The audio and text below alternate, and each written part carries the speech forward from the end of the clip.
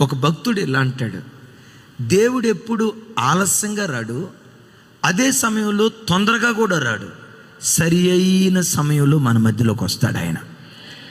కొన్ని సందర్భాల్లో దేవుడు నా బ్రతుకులో ఆలస్యం చేస్తున్నట్టున్నాడే అని మానవ రీతిగా నువ్వు అనుకుంటావు.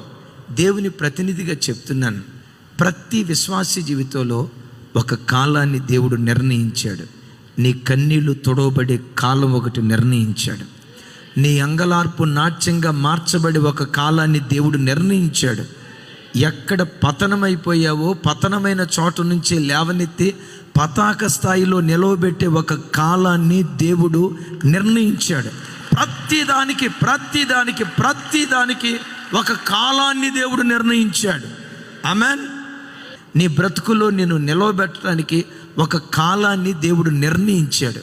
మీరు నేను చేయాల్సింది ఏంటో తెలుసా? ఆ కాలం